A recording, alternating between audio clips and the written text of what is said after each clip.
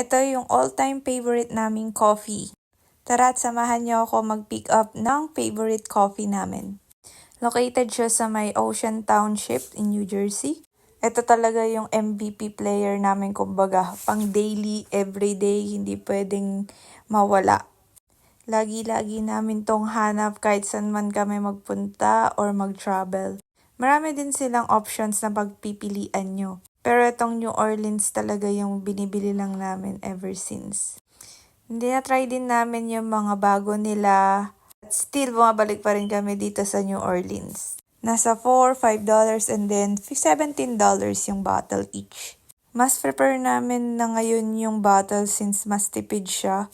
Yung mga points rewards nila sa app, yun yung ginagamit namin para bilhin yung mga new release nilang coffee para masubukan. And please don't forget to hit the like and subscribe button. That's all for now, and you can also check my other videos. Thank you for watching!